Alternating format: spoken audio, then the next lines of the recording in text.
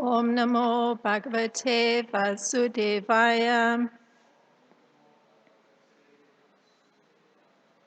Om Namo Bhagavate Vasudevaya.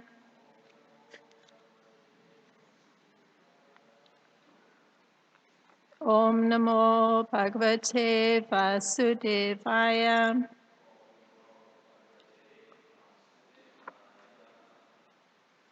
So today we're reading from Canto 10, Chapter 15. And the text is 43.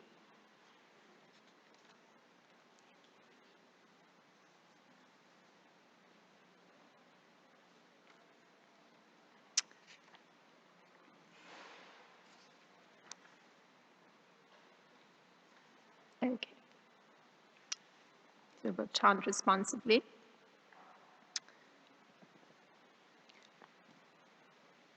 Pitva Mukunda Muktas Saragam Akshi Bringais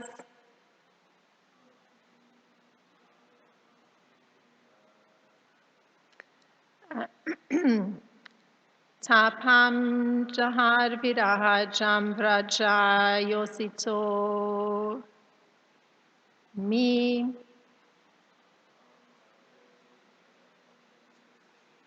Sorry, I won't have the correct meter because I'm not very musically inclined, so I will read it as best I can. Tatsat kritim samadigamya vivesha gostam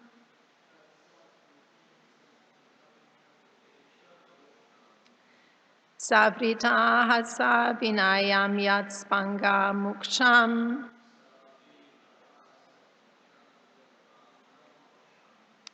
Petva mukunda mukha saragam akshi bringais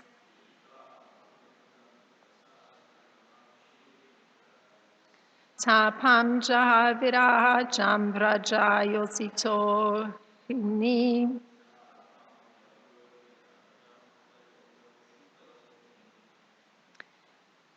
Tatsat kritim samadigam ya vivesha gostam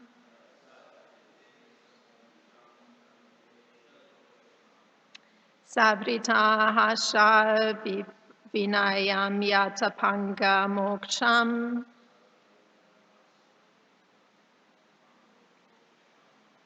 Pitva mukunda mukha saragam akshi bringais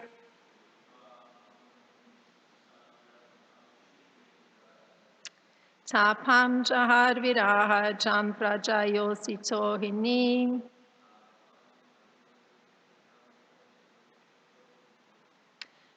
Tatsat kritim samadagamya vivesha gostam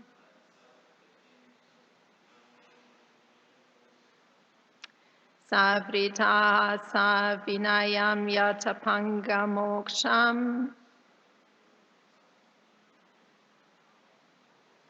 Please chant.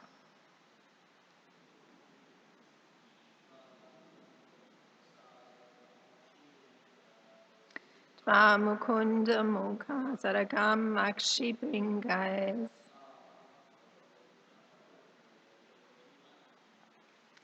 Ham yahar virajam prajavyosito.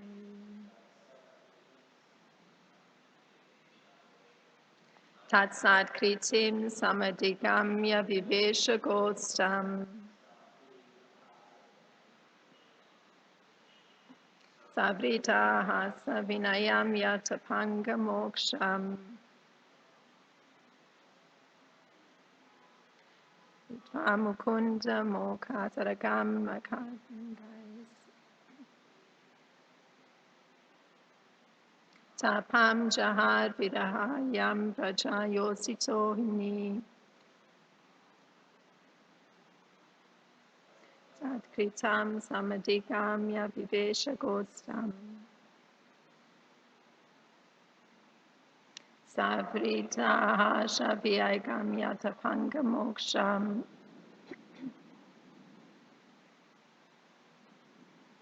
Okay, the word for word translation. Pitva, drinking. Mukunda Kukha, of the face of Lord Mukunda. Saragam, the honey. Akshi Bringai, with their bee-like eyes. Tapam, distress. Yahu, gave up. Virbajam, based on separation. Vraja Yosita, the ladies of Vrindavan. Ani, during the day. Tat, that. Satkritim, offering of respect. Samadigamya, fully accepting. Vivesha, he entered. Gostam, the cowherd village. Savrida, with shame. Hasa, laughter. Vinayam, with bumblebees, with humbleness, Yat, which. Apapa, of their sidelong glances. Moksham, the release.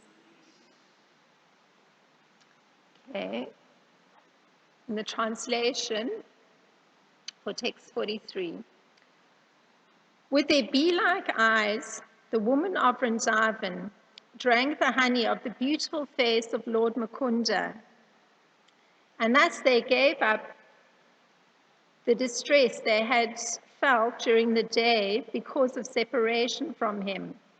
The young Vrindavan ladies cast sidelong glances at the Lord, glances filled with bashfulness, laughter, and submission. And Sri Krishna, completely accepting these glances as a proper offering of respect, entered the cowherd village. Purport. In Krishna, the Supreme Personality of Godhead, Srila Prabhupada describes the incident as follows. All the gopis in Vrindavan remained very morose on account of Krishna's absence. All day they were thinking of Krishna in the forest or of him herding cows in the pasture. When they saw Krishna returning, all their anxieties were immediately relieved, and they began to look at his face the way drones hover over the honey of the lotus flower. When Krishna entered the village, the young gopis smiled and laughed. Krishna, while playing the flute, enjoyed the beautiful smiling faces of the gopis. The Supreme Lord Sri Krishna is the Supreme Master of romantic skills, and thus he eagerly exchanged having feelings with the young cowherd girls of Vrindavan. When a chaste young girl is in love, she glances at her beloved with shyness, jubilation, and submission. When the beloved accepts her offering of love by receiving her glance and is thus satisfied with her, the loving young girl's heart becomes filled with happiness. These were exactly the romantic exchanges taking place between beautiful young Krishna and the young cowherd girls of Vrindavan.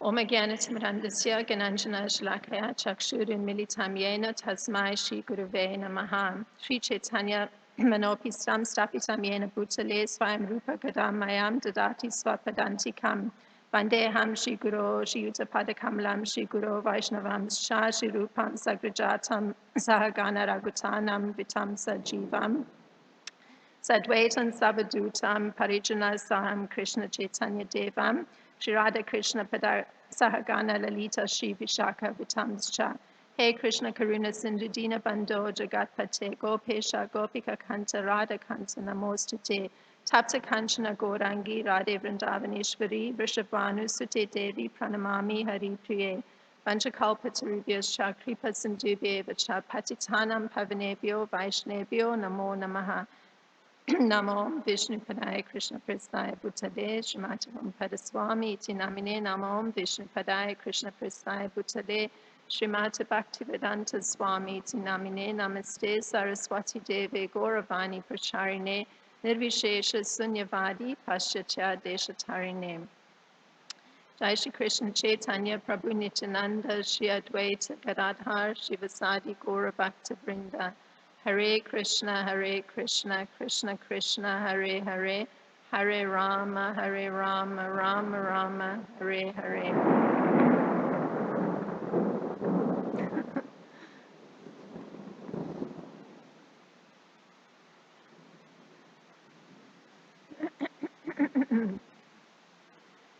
It's all right. I think it gets it. Can you hear? Okay. And just lower down. Okay.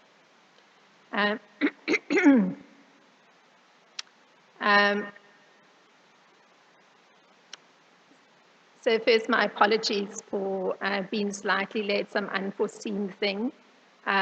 Now, going into this verse, there's mention in the purports how Srila Prabhupada describes the incident in Krishna book. So I'm going to read that again. It's rather beautiful. All the gopis in Vrindavan remained very morose on account of Krishna's absence. All day they were thinking of Krishna in the forest or of him tending cows in the pasture. When they saw Krishna, their anxieties were immediately relieved, and they began to look at his face the way drones hover over the honey of the lotus flower. Now, we've just heard this beautiful description of what the meditation was of the gopis. And the first thing that immediately has to be said is coming from Srila Bhaktisiddhanta Saraswati Thakur. He has this very extraordinary essay entitled The Erotic Principle and Unalloyed Devotion.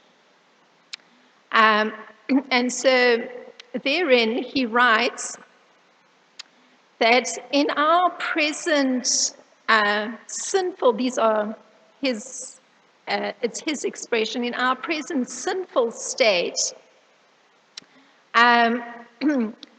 sex suggests the idea of sensuous impurity. Those are his words. Because our present self is sensuous. So this is the perspective from which one looks at this kind of amorous exchange that's taking place. So it's a generalization, it's applying to us. So it means that our present self is one in which we're perceiving through the senses. And it means that we also enjoy pleasure through sensation.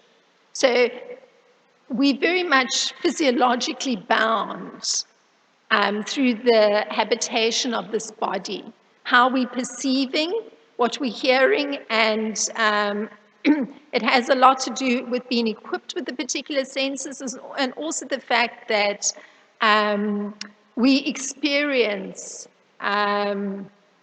physical sensation. This is so it influences our understanding. So This explains the sense of impurity that Srila Bhaktisiddhanta Saraswati Thakur is talking about. Um,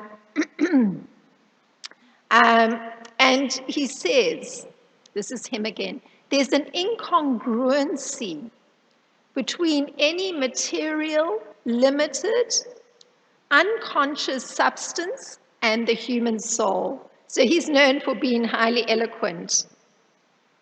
So this kind of incongruency that he's talking about, since the human soul has got individuality and it's got eternal existence, so as opposed to any unconscious material substance that's been perceived or looked at.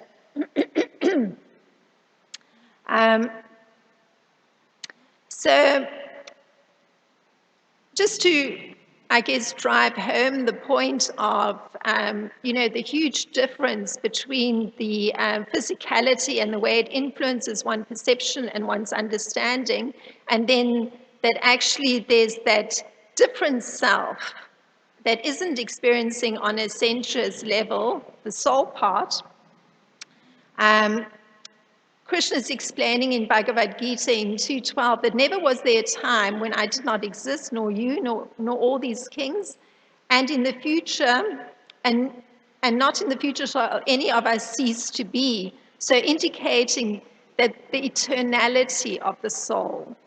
So this is pointing to the necessity to see how seeing from a soul level or seeing from the physiological level will affect how one is understanding just this very intimate pastime that one is hearing of between Krishna and the gopis. So I'll read the Sanskrit of that verse because the eternality of the soul is necessary to emphasize from the point of view of just looking at Srila Bhaktisiddhanta Saraswati Thakur's understanding or statement of this incongruity between perceptions, if one's perceiving on the physiological level versus on the soul level. So again, the eternality of the soul. Natvai eham jata nasam natvam neme janadipi paha. Na chaiva na bhavishnai sarve vayam ataparam. Yet, because of our sensuous existence, as Srila Bhaktisiddhanta Saraswati Thakur puts it, we basically are not on the same plane as the object of our thoughts. So instead, we're in a state, so this is referring to, often one hears of the human condition, but the state we're actually in is a state of servitude to our thoughts. We're actually driven by our thoughts. And to use the words of Srila Bhaktisiddhanta Saraswati Thakur, it's in a most unnatural way. So bringing in that there's this state of servitude to one's thoughts, there's a feeling of impurity or repugnance that one experiences too when there's the connection with topics that are of a romantic or of a romantic nature. So Srila Bhaktisiddhanta's generalization is that there's a longing that generally accompanies thoughts related to sex, and this is but a part of our nature. And it's an acquired nature that we have. And this nature, it can't leave us until we can get rid, or we can rid ourselves of the secondary nature itself. So,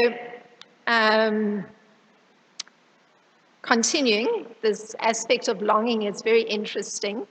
Um, so, according to Srila Bhaktisiddhanta Saraswati Thakur, there has to be a kind of reforming of our nature, or reformation of our nature, which will then allow a complete transformation of our relation to this principle of sex. So it's almost an overhaul in terms of how we're going to be perceiving, and considering the fact that we're armed with this difficulty of experiencing on a sensuous level, and also the fact that within us there's this longing aspect connected to attraction to the idea of romance or things of a romantic nature.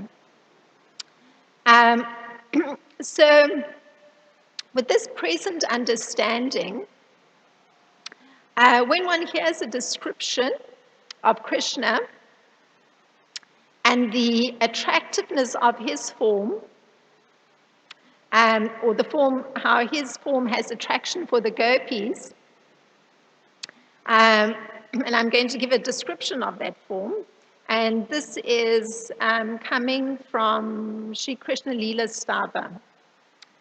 So beautiful, with your bashful smiles and shy sidelong glances, your style of dress enticing the gopis. You granted them conjugal attraction. I offer my respects to you. So Srila Sanatana Goswami is indicating, obviously, a way of seeing that when this particular little scene is heard, it arouses incredible respect in him for Lord Krishna. So a very different kind of angle of view, I mean, on a transcendental plane. So a particular variety of reciprocal love is actually being shown here in this pastime, and it's clearly on the spiritual platform. And Srila Rupa Goswami, in Nectar of Devotion, he puts it this way. Actually, the transactions of the spiritual world are inconceivable to us in our present state of life.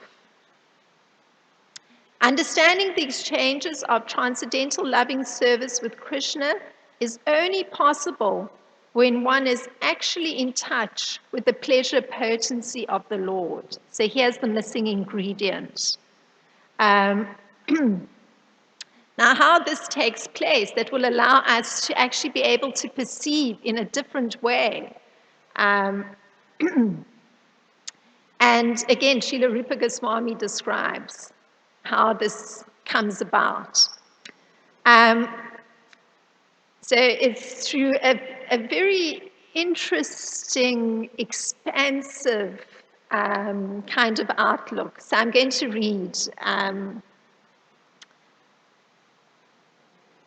The clouds in the sky arise from the ocean.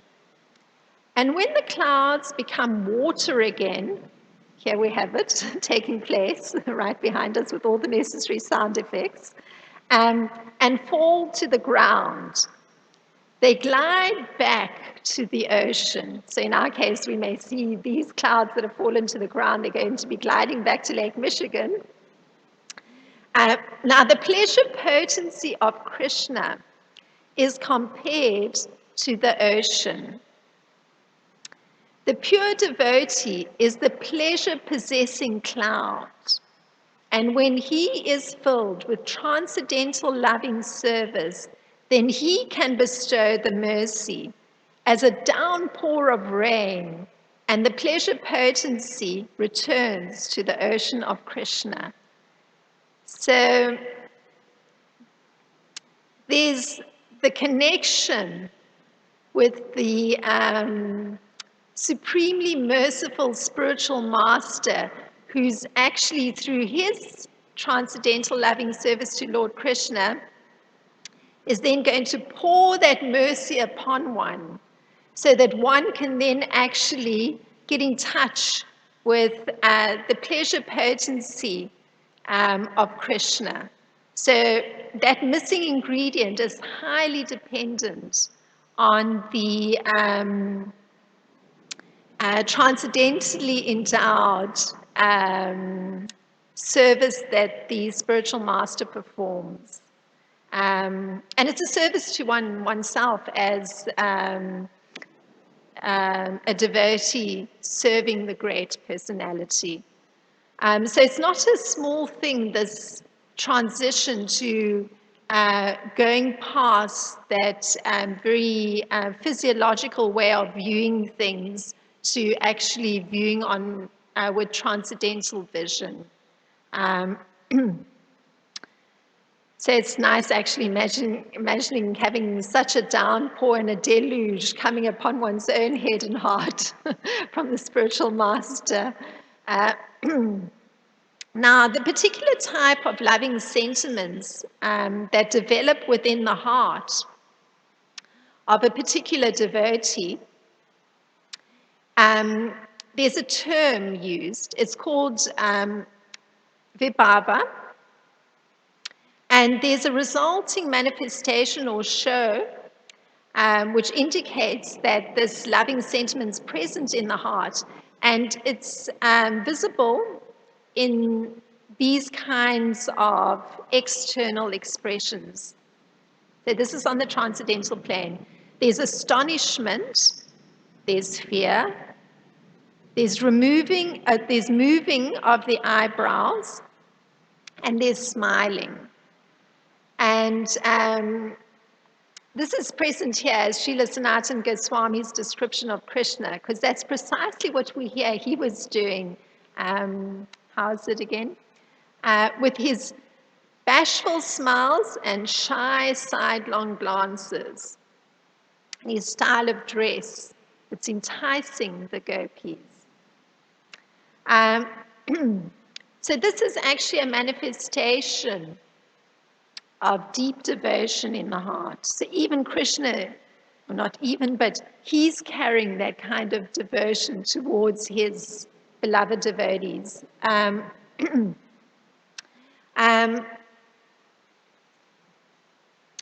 the different causes for developing this vibhava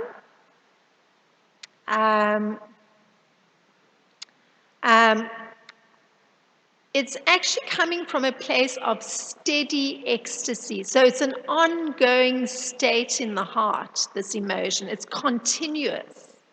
And that continuous ecstasy, these are the terms used in Nectar of Devotion, which I was interested one time. There was a big distribution of Nectar of Devotion in the temple to the public, and His Holiness Ramapada Swami was suggesting that everybody should read this particular text. So I can feel quite comfortable using the terminology from this. It's something for general consumption to get an understanding. So this steady ecstasy, this ongoing emotion within the heart is called sanchari bhava.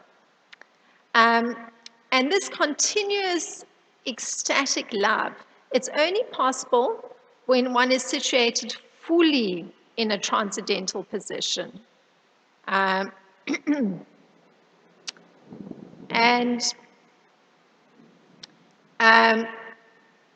this ecstatic love,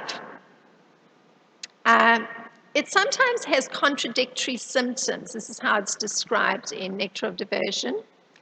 So sometimes there's a sense of abomination, like, oh, this is too much or terrible. And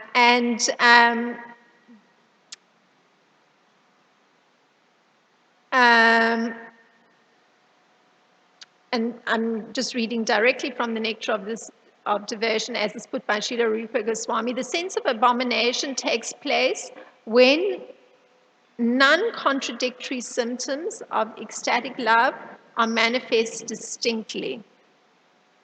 I'll read the next part. This is beyond my understanding, but it's necessary to read here. Contradictory ecstatic love is called selfish, while ecstatic love, which can adjust all contradictory or non-contradictory symptoms, is called direct selfless love. I'll carry on. Selfless symptoms are divided into 5 groups. So there's neutrality, servitude, fraternity, parenthood, and conjugal love. So we can take it that the love that we're hearing about here is selfless love. There's no difficulty on the part of the gopis or Krishna to very freely exchange in terms of experiencing that continuous ecstatic love within the heart. Because that exchange is this conjugal love. So it's direct, selfless love. If there had been some difficulty on the part of the gopis, like say the contradictory element may have been, oh, our husbands are there, so we cannot actually freely express this love, this deep transcendental love for Krishna, then that would have fallen into the category of selfishness, because still there's awareness of needing to withhold in some sense. So the fact that we're hearing that there's a free flow indicates actually a selfless love. And such ecstatic love, in this particular case, it assumes a particular mode in contact with different aspects or different objects of love. So here, that mode or humor that's taking place is that relationship of conjugal love. So Lord Krishna and the young gopis, they're exhibiting this very clearly in different ways. So we hear there's glancing. And the quote is, the Lord glanced charmingly and smiled beautifully, playing upon his flute while his companions chanted his glories. That was from 2 verses back. So that's Krishna, how he's expressing that ecstatic, continuous, steady ecstatic love in a particular mode of conjugal love. Or here, the young Vrindavan ladies, they're casting sidelong glances at the Lord, glances filled with bashfulness, laughter, and submission, and they're exchanging smiles. So Sri Krishna is completely accepting these glances as a proper offering of respect. And then we hear he enters the cowherd village, speaking very sweet words. So these expressions are considered a great reservoir of pleasure. So this is the pleasure that's actually there on the transcendental plane. It's an exchange of great love, and it takes a different mode or form according to the nature of the relationship. So it's externally visible, because here the mode of love is conjugal love, meaning that the gopis are seeing Krishna as their husband. So hence there's these, the expression is through the facial expressions, the sidelong glances, there's shyness, there's a smiling, so, and even laughter. There's happiness from the exchange.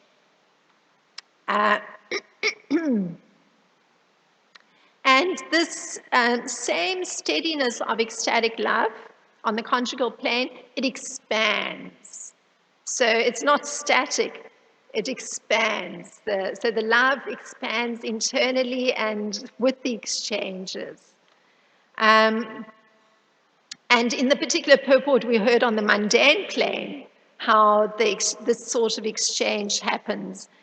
There's some happiness that the glances are received by one's objects of love, and in a similar kind of way, but there's the exclusion of this deep ecstatic love that's steady, it's continuous, that's going on the transcendental plane, on the fully transcendental plane.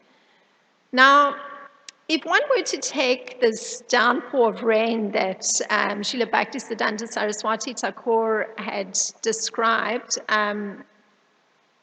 Srila Rupa Goswami had described, then if we take this, that Srila Bhaktisiddhanta Saraswati Thakur is that downpour of rain in his great magnanimity in sharing his understandings, then one would hear, and he's very precise and exact, he says that when one hears then one can't take it that the female form of the human soul and Lord Krishna is like the relation between the female form and its corresponding male form. So it's not like that at all. The amorous pastimes of Lord Krishna and the gopis of Vraja are not the amorous pastimes between male and female of this world. So this is a very significant thing to comprehend.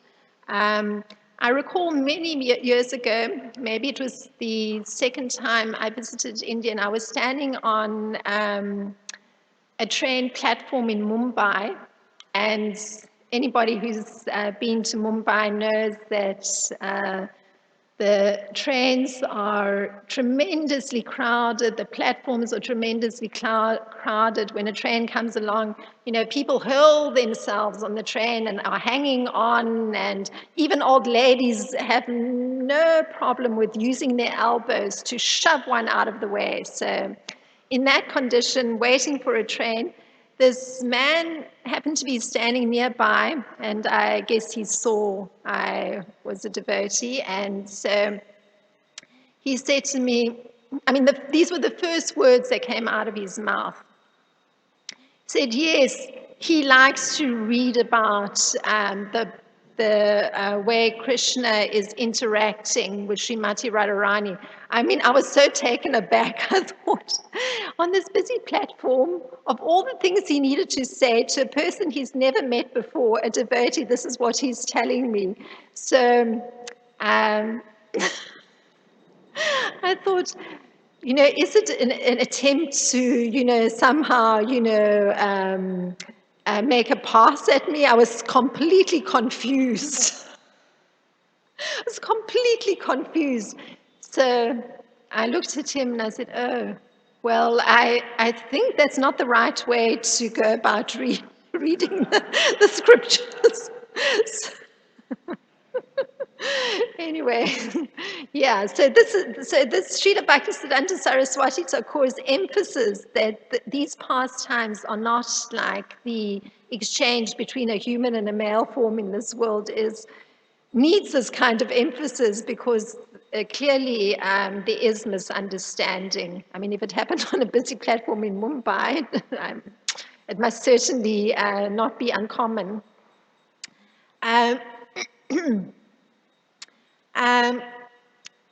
So he's continuing that it's because the principle that's actually at work here is that there's a substantiality to these pastimes, this exchange between Krishna and the gopis.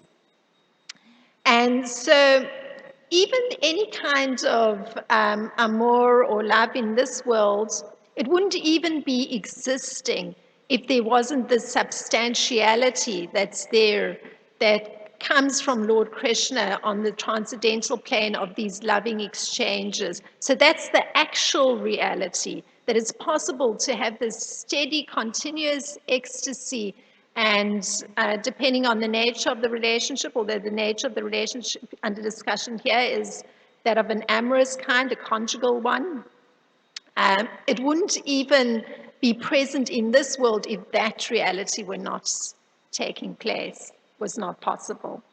So, and that reality, the spiritual transcendental reality, is actually this amour in a wholesome form. It's not, that I'm suspicious of somebody, perhaps making a pass. It's actually, in the spiritual world, it's wholesome, completely wholesome.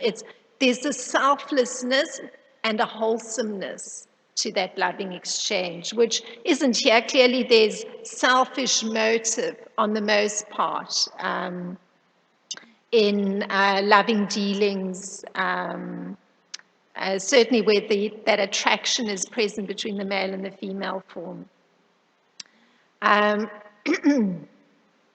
Now, this process of reforming one's nature, which is what Srila Bhaktisiddhanta Saraswati Thakur is emphasizing, is such that according to one's particular qualification as a conditioned human living entity,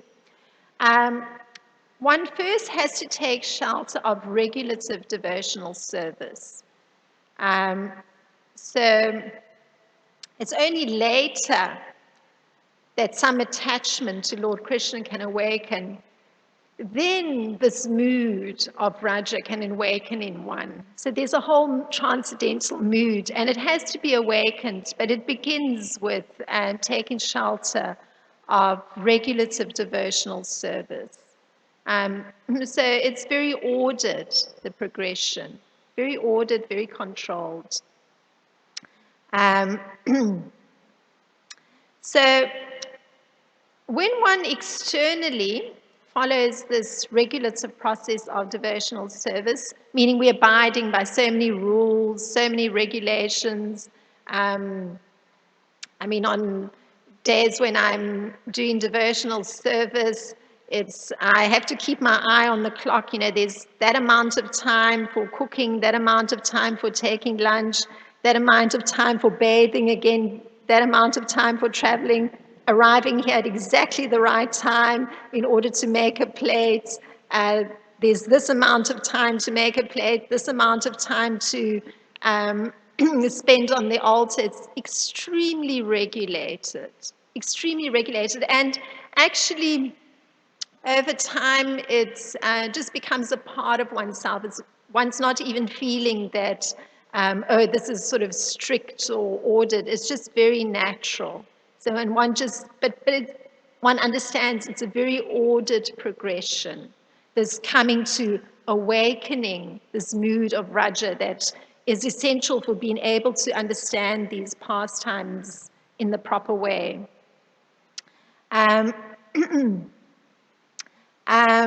So one's externally following the regulative process of devotional service, and internally, at the same time while this is going on, one's taking shelter of one's attachment to Krishna. So I can share this because I just think it's such an integral component in my personal devotional life. This internal cultivation of attachment to Krishna, I personally feel that whatever service has to be performed, whether it's deity service or preparing classes, always I actually have to say deep prayers before I begin any of these services. And that's part of this respectful acknowledgement to who that worshipable object is and for whom I'm performing the service. And this is a means for cultivating this attachment for Krishna.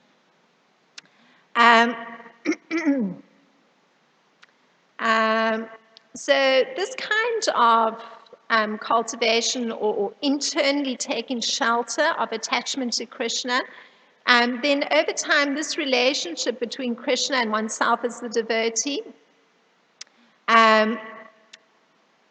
then one can actually come to appreciate this love of the paramour as the gopis are doing. And Srila Bhaktivinoda Thakur, he explains this, that the lovers of Krishna take shelter of this paramour love by internally cultivating attachment while externally following the regulative principles and respecting the Lord and protector of these principles. So they're understanding Krishna's position, and that's indicated here because in this verse, we're hearing that Krishna takes their loving expression as the proper respect offered to him. Interesting. It means that this internal cultivation of attachment to Krishna, and Srila Bhaktivinoda Thakur actually says it's taking place.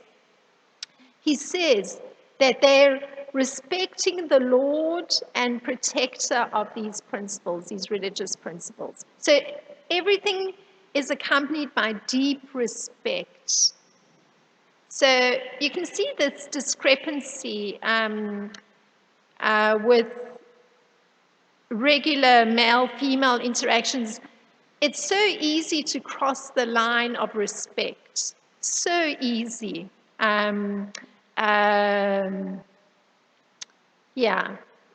it not observing a boundary properly, or just allowing one's own selfish needs to override a relationship, and it becomes disrespectful. But notice that the wholesomeness of the steady ecstatic love, there's profound respect between Lord Krishna and the devotees. So you can understand why this is the most pure and extraordinary expression of love that's there. And Krishna gives us direction too for how this internal attachment can develop, and how one can actually be cultivating the attachment and the respect. So he puts it this way: in all activities, just depend upon me and work always under my protection. In such devotional service, be fully conscious of me. That's Bhagavad Gita 18:58. So one has no goal in life except to work in Krishna consciousness. That's actually the goal of one's life. So whatever one does externally, whatever duties one has to fulfill, the actual goal is one's Krishna consciousness, this internal cultivation of attachment to Lord Krishna. So our whole aim is just to satisfy Krishna. And while working in this way, one thinks of Krishna only. So, so one acts under the order of Krishna, meaning, all these things we're reading and understanding of how he's indicating one needs to shape one's life, or under the orders of the spiritual master, who's also indicating how one should shape one's life.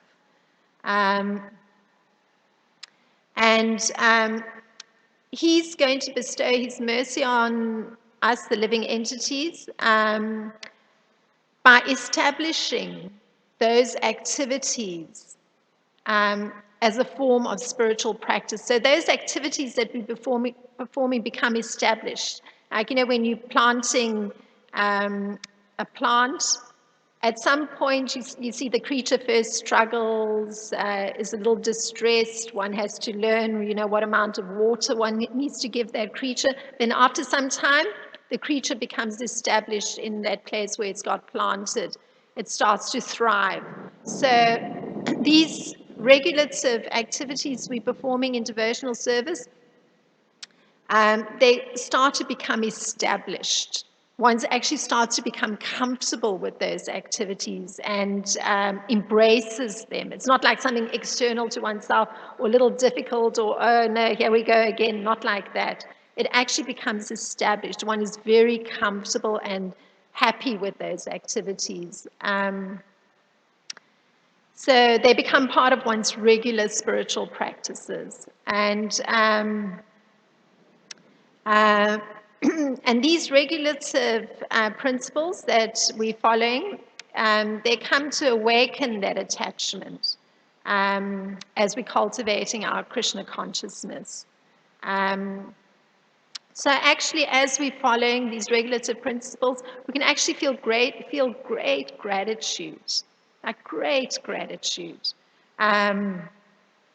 Because we can know that after this attachment is awakened, then there'll actually be the proper appreciation and understanding of this kind of, or the steady stream of ecstatic love that's manifesting in these beautiful descriptions and exchanges that are taking place between Krishna and the gopis.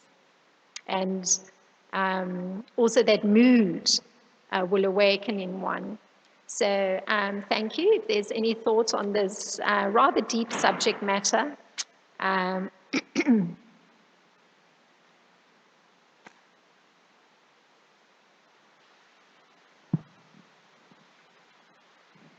This is more of a appreciation than a question.